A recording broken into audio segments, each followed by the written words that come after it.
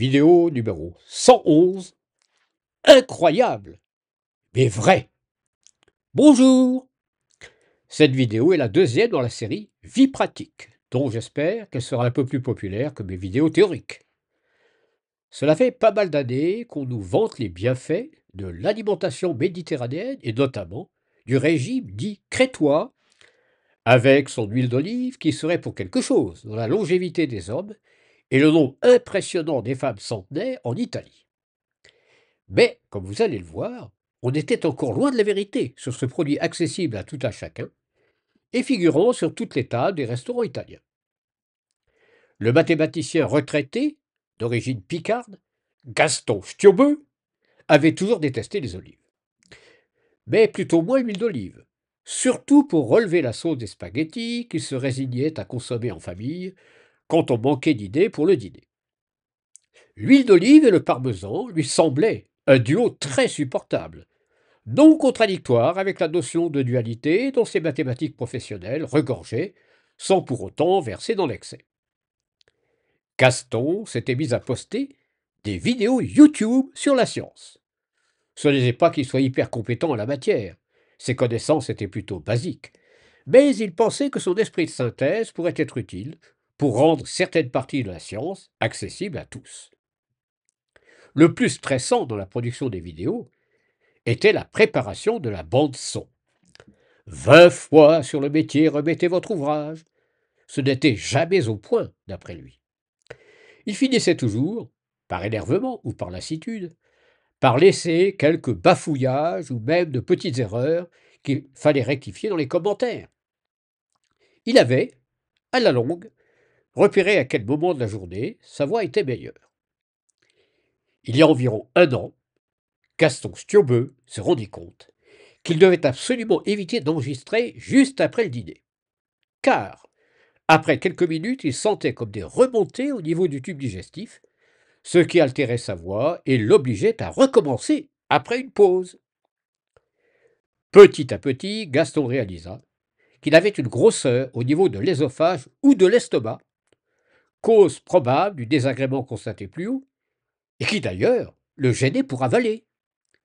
C'était très inquiétant, et de deux choses l'une. Soit quelque chose était coincé entre l'ésophage et l'estomac, soit il s'agissait d'une tumeur. Après s'être renseigné sur le pronostic très sombre, généralement associé au cancer de l'ésophage, Gaston, comme il avait l'habitude en pareilles circonstances, décida que ce n'était pas une tumeur, mais peut-être une accumulation d'enveloppes des gélules de compléments alimentaires qu'il prenait régulièrement pour diverses raisons. Et il trouva un critère scientifique évident pour tester cette hypothèse. Gaston avait entendu dire qu'une cuillerée de vinaigre, un peu diluée chaque matin, était bonne pour la santé. Il s'adonna donc à ce rituel en se disant que le vinaigre devrait dissoudre les résidus de gélules. Ça faisait mal en passant vers le bas de l'ésophage. Mais la grosseur ne régressait pas du tout, elle semblait même plutôt progresser. Au bout d'une semaine environ, Gaston décida de mélanger le vinaigre avec de l'huile d'olive pour adoucir un peu la potion.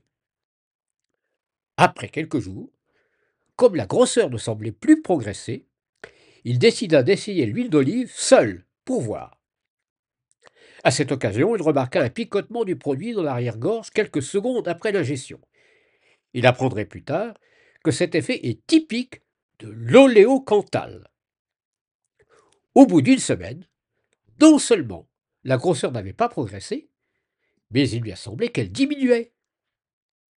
Méfiant envers ses propres perceptions, Gaston alla consulter ses deux médecins habituels, qui tous deux se montrèrent plutôt réticents à prescrire un examen invasif, malgré une description détaillée des symptômes.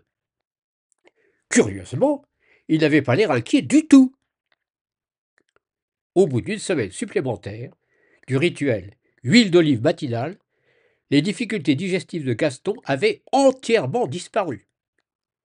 Et après 6 mois de maintien intermittent du protocole, elles ne sont toujours pas réapparues. La partie la plus importante de la vidéo d'aujourd'hui est sa conclusion.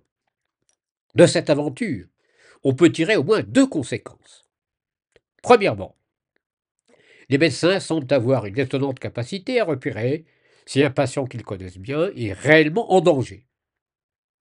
Deuxièmement, Gaston a ensuite consulté le web et appris que, depuis 2015, l'oléocanthal, l'un des constituants de l'huile d'olive, est reconnu comme un tueur de cellules cancéreuses particulièrement efficace. Je donne en commentaire quelques références absolument sans ambiguïté sur la question.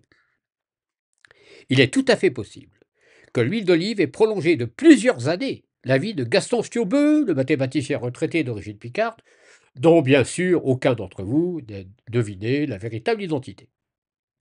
Je n'en dirai pas plus. En matière de science, l'expérience est souveraine.